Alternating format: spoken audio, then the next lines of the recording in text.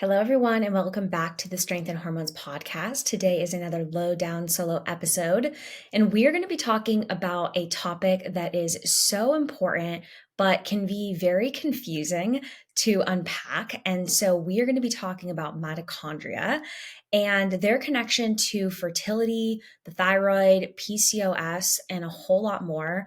Our mitochondria are found in every cell of our body. So there is so much connection to really every health challenge and chronic disease. And you can find tons of information about this in the literature.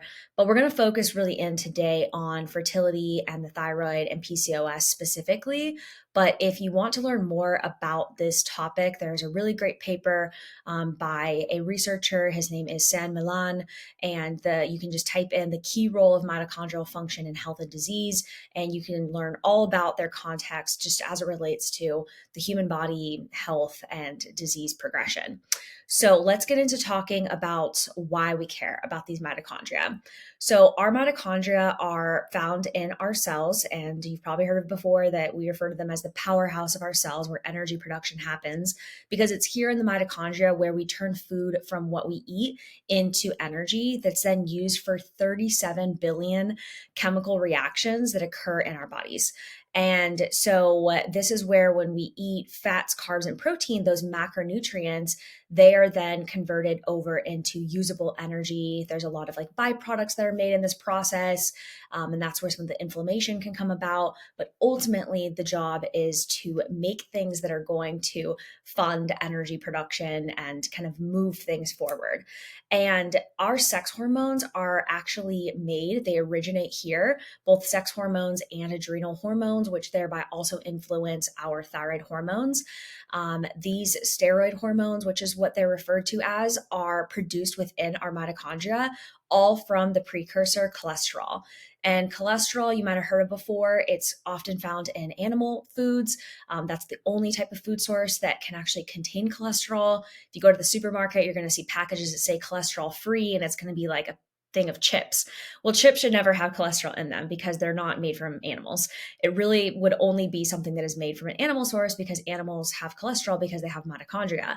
But our body can also make cholesterol. Our liver is the primary site of cholesterol production, and we make about 70% of the total cholesterol pool. Diet only contributes about 30%, but it's this cholesterol that's either coming from what our liver makes or what we consume that then is used to be able to make sex and adrenal hormones. And so all of this happens here in the mitochondria. This cholesterol is then converted over to make a hormone called pregnenolone. If you've ever done any hormone testing before, you might have had this hormone tested. Pregnenolone we call the mother hormone because it's needed to make all other adrenal hormones like cortisol and all of your adrenal androgens, as well as to make things like progesterone, estrogen, testosterone. And pregnenolone is the precursor over to DHEA. So if you've ever had a Dutch test before, usually pregnenolone's not on there, but DHEA is. So the step right after that, but you can still see that pregnenolone is listed right above it because it's the precursor. If you get hormones tested in blood, however, or in urine, saliva, we can actually test for pregnenolone levels so that we can see, okay, maybe the blockage isn't necessarily within your DHEA, maybe it's more so within that pregnenolone, and that gives us more insight into mitochondrial function. And so this pregnenolone is then gets converted either into progesterone or DHEA, depending on the body's need at that time. And so that's why if you're looking at your hormones, you can see on the Dutch test, they do a really good job of breaking it down and showing you, okay, there's two different routes this pregnenolone can take. It can either go down to DHEA, which is an adrenal hormone, or it can go down to progesterone. And so we want to have adequate levels of both of these because all of our hormones work in balance with one another to be able to complement each other as they should. So all in all, to say that your mitochondria are where hormone production starts. Everything originates there in the mitochondria. Your mitochondria are where energy production from the food that we eat starts. So they are so incredibly important to everything related to nutrition and endocrine system. Now, let's talk about the thyroid and how the thyroid feeds into all of this. So, when there is low thyroid hormones, particularly low free T3, which is the biologically active thyroid hormone. So, remember, we've talked about this a lot on the podcast. TSH is not a thyroid hormone, it is a brain hormone that then stimulates from our brain down to our thyroid to make T4. T4 has to get converted over to T3. And it's that T3, that end step of thyroid hormone conversion, that is the active form that actually fuels cell function, that helps us digest, that helps us make sex hormones, that helps us, support our metabolism, all of these things. And so when we have low free T3, or we're not converting our free T4 over to T3 well, which we can see by looking at like ratios of your T4 to T3 and how much free T3 you have, that actually slows our mitochondria down. And this is actually a protective mechanism by the body, because the body says, oh, we don't have enough thyroid hormones to be able to like keep making energy. So we're just going to kind of like down regulate everything until we have enough free T3 or enough active thyroid hormones to pick back up all these processes. But it's actually a vicious cycle, because the opposite is also true, is that when there is what we call mitochondrial dysfunction, which essentially means that our mitochondria aren't working optimally, that there's something that's kind of damaging our mitochondria, if you will, that also impacts our free T3. And this is one of the reasons why a lot of people that have hypothyroidism, go on thyroid hormone replacement therapy. Labs start to look good, but you're still symptomatic. You're still having brain fog, fatigue, difficulty losing weight, slow digestion, but your labs look good. And so your doctor says, well, we're not going to really adjust your dosage of thyroid hormone medication because everything's looking good on here. But in reality, what's happening is what we call cellular hypothyroidism, which is where we've got those thyroid hormones, but they're sitting outside the cell. They're not getting into the cells. And this is because of this mitochondrial dysfunction that's blocking it. I actually have an earlier podcast episode, I believe from back in 2022, with Dr. Eric Balkovage. And we talk a lot about it. The whole episode is called Cellular Hypothyroidism. We talk a lot about this. It's very science heavy, but if you were in for that, it's a really great resource to be able to learn more about why that whole system and process is happening. But I want to go back to just kind of talking about the relationship between mitochondria and the thyroid.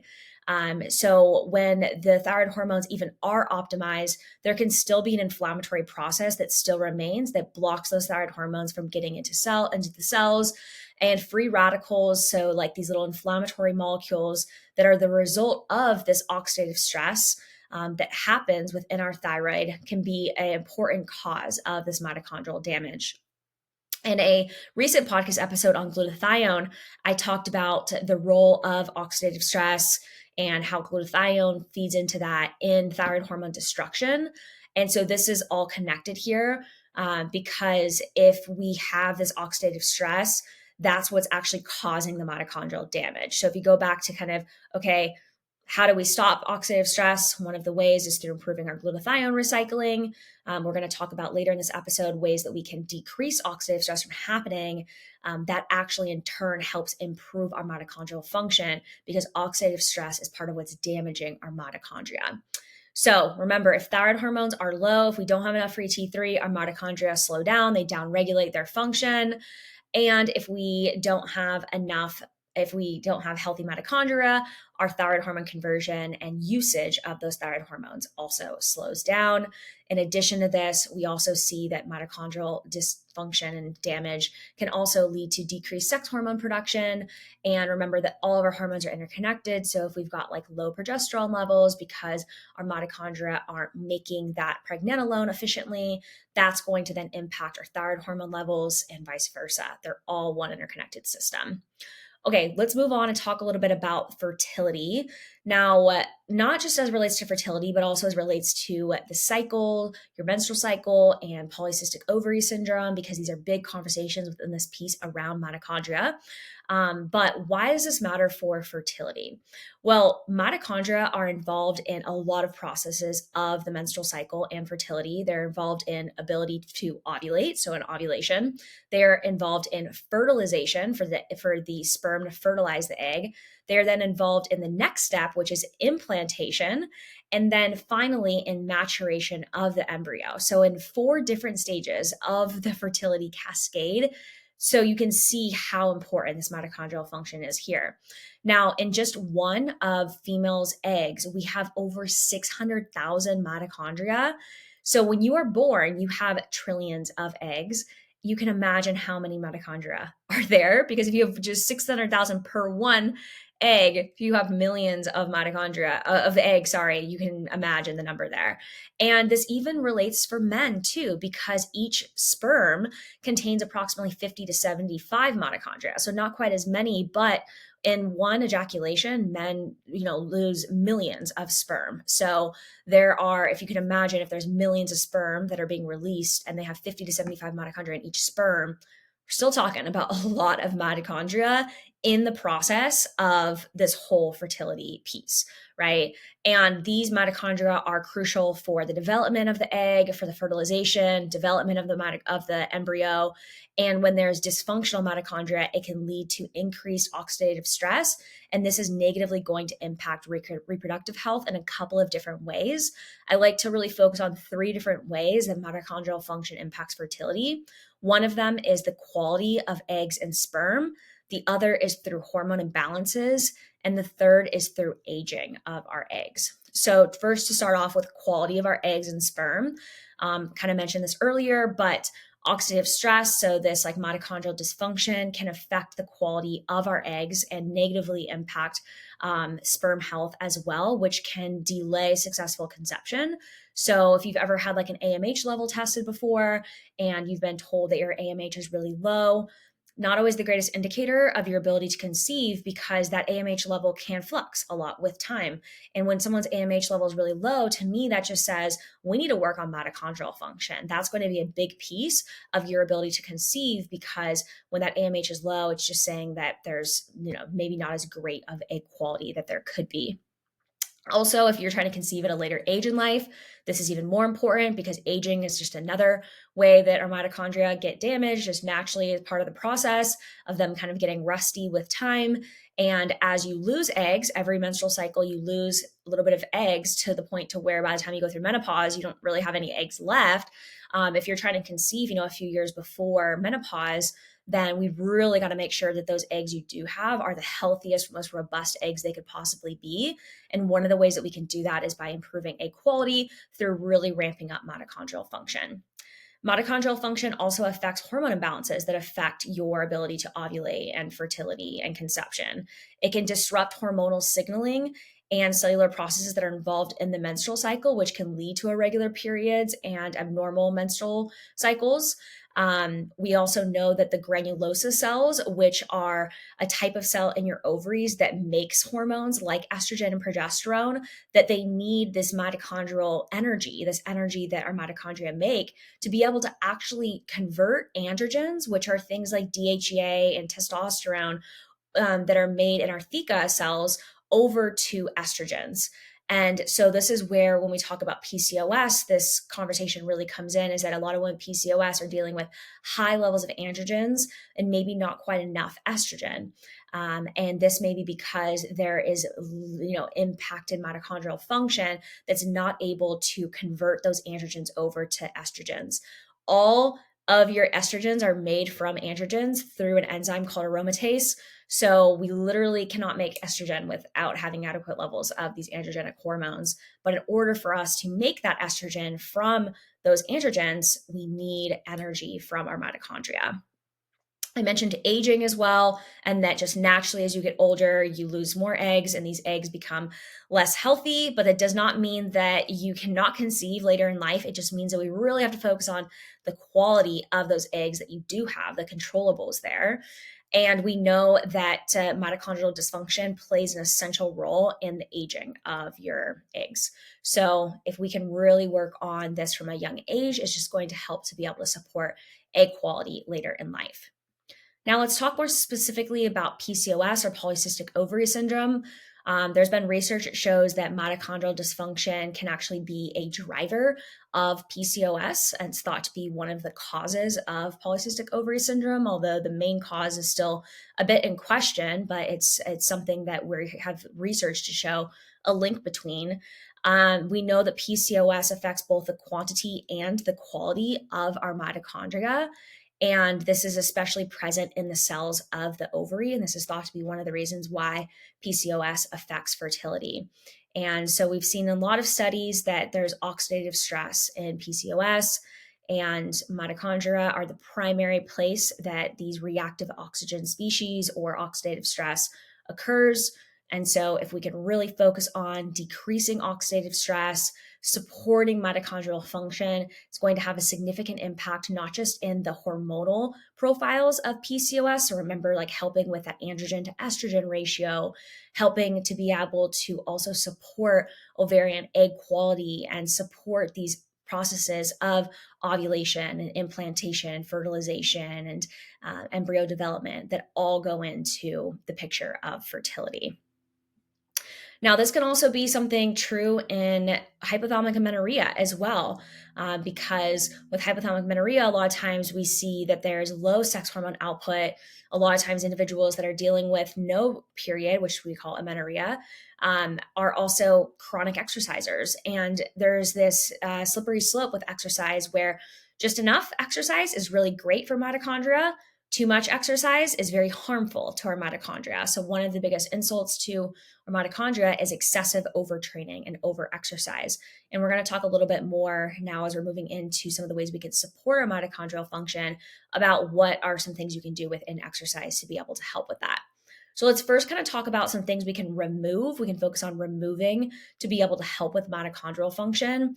And I just want to preface this by saying that we teach you all of this inside our program, Inflammation Hormonates. The whole reason I created this program was actually with the premise of mitochondria. However, I cannot call the program mitochondria because people would look at me with four eyes of what the heck does that mean?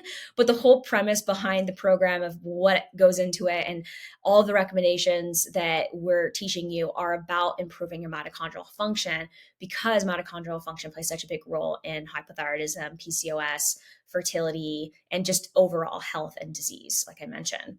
So one of the things we can do is lower insulin. Insulin is that hormone made by our pancreas that supports blood sugar getting into our cells. We know that elevated levels of insulin resistance can negatively impact our mitochondrial health. We also want to look at environmental toxicants. These are things that are including mold, heavy metals, environmental endocrine disrupting chemicals, EDCs. They all affect our mitochondria, and they do this by interfering with the receiving and signaling of our own hormones that our body is producing. And we have extensive research on the role of these different things that come from our environment. They're found in food that we're eating. They're found in things you're cooking your food with. They're found in things you're breathing, things you're putting on your skin.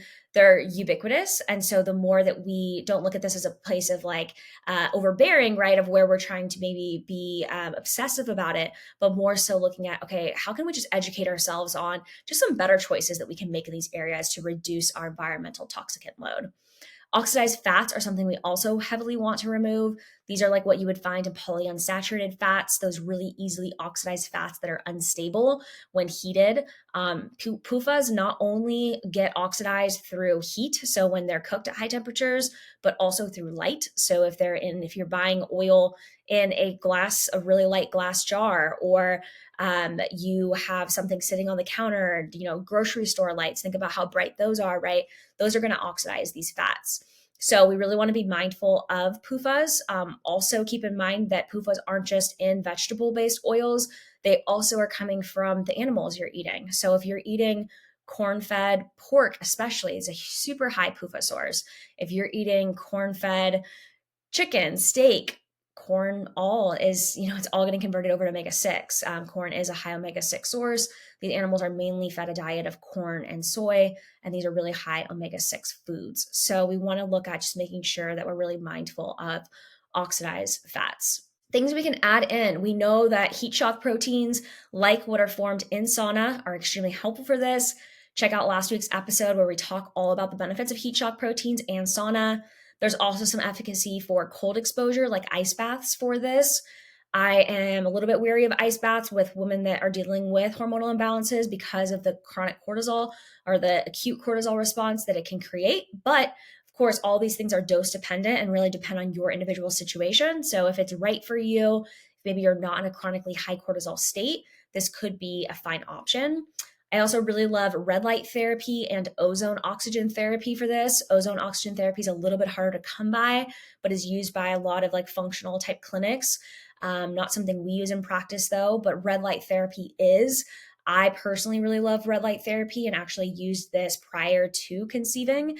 I didn't use it for very long, so I don't think it had a substantial role, but I do think that it is a very helpful tool. And I talk about this in my blog post of my favorite pregnancy related things. I share some of the research on red light therapy use on the neck and the pelvic region for improving mitochondrial function for your eggs. So it could be something you can use on the pelvic region to actually help with this mitochondrial function. And if we are using red light therapy, we're in turn going to see better ATP production, which is that energy production, healthier cells, healthier ovarian, eggs, healthier sperm cells, and better nitric oxide production, which is really important for blood flow and for fertility purposes. Um, Outside of this, there are certain things within our diet and supplementation that are really useful. There's a 4-part approach that I follow in practice that I learned through one of my favorites, who is Dr. Anderson. He is an oncology naturopathic doctor, but he does a lot, talks a lot about metabolic and mitochondrial function in cancer, because mitochondria are involved in cancer progression as well.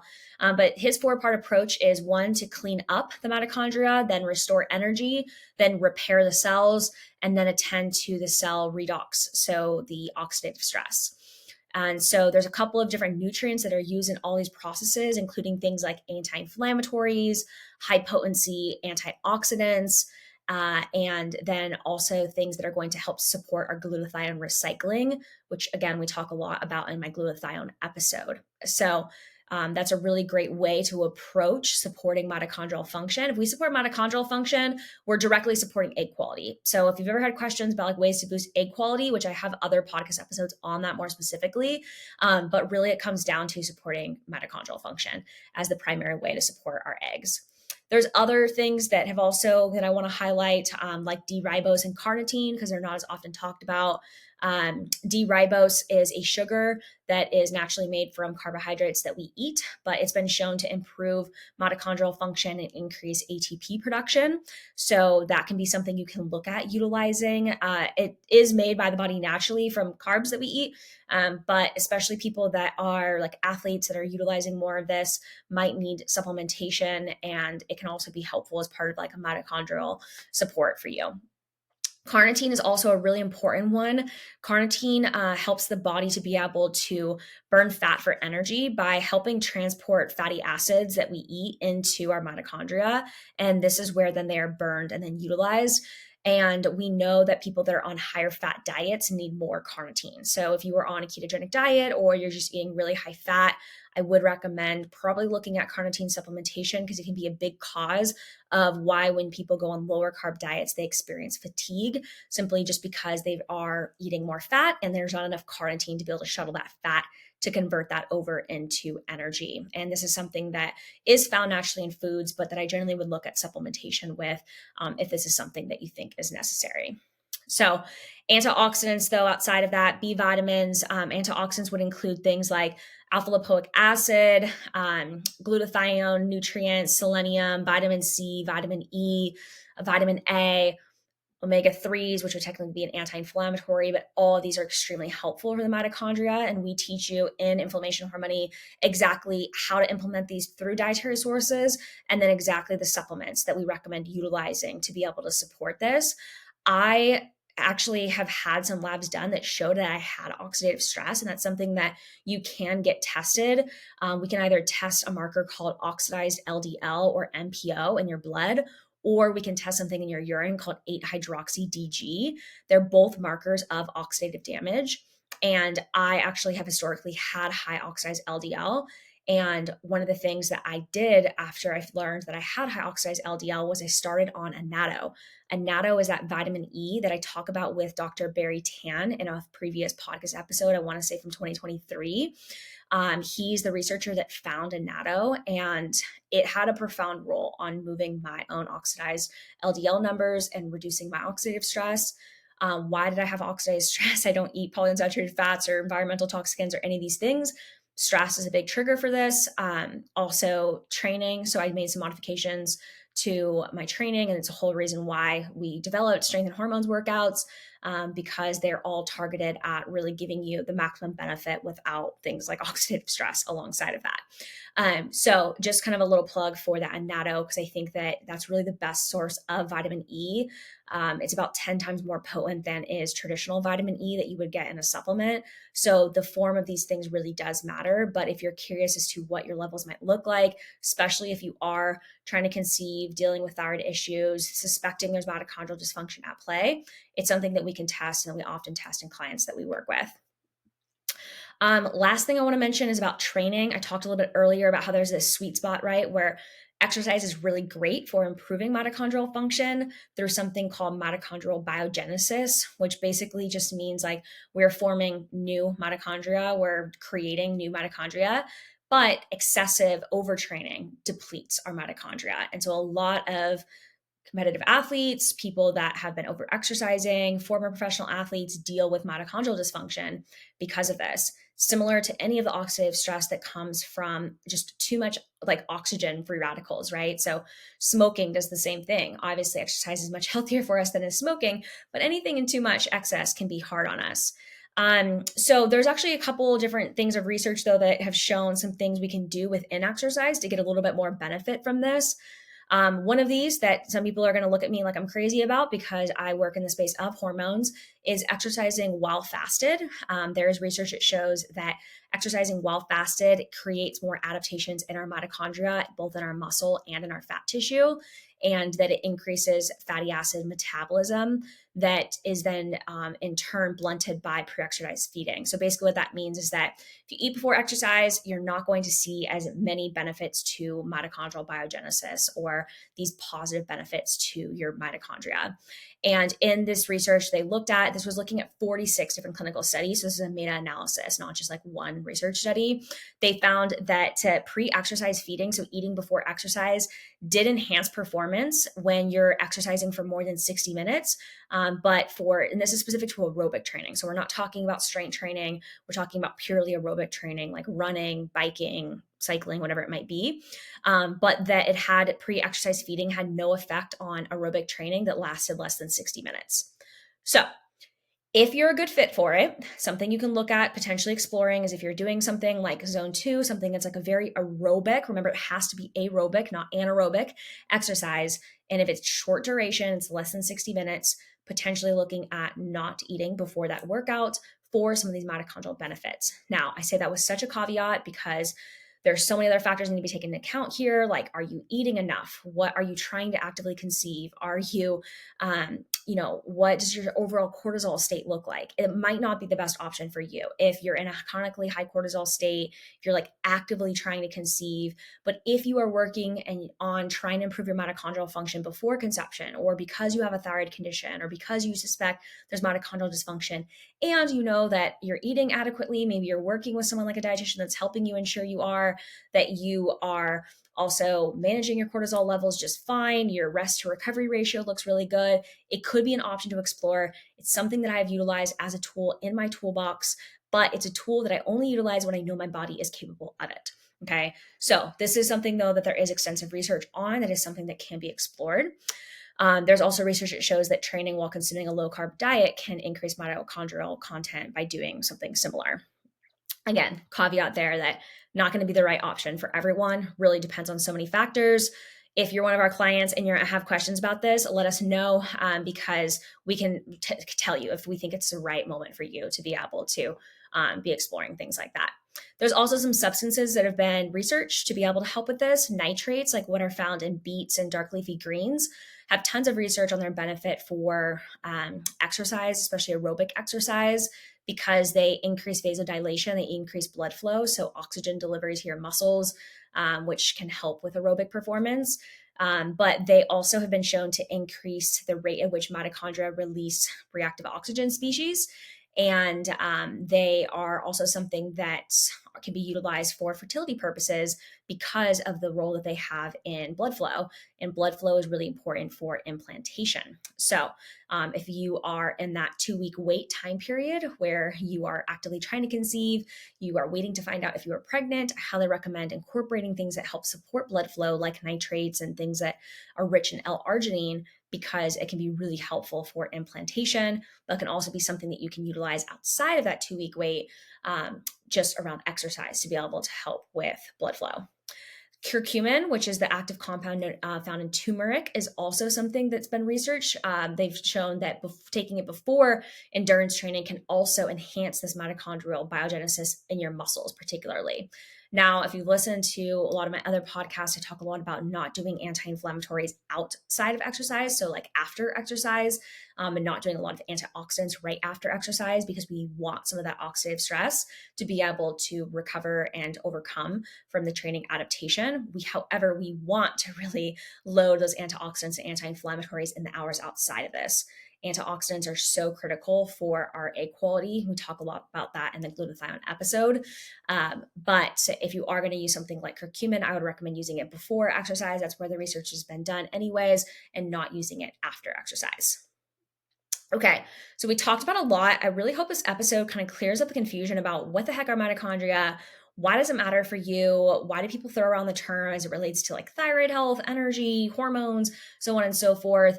We also have a blog post on this topic if you prefer to just kind of have everything written in one space. So we'll link to that in the show notes as well.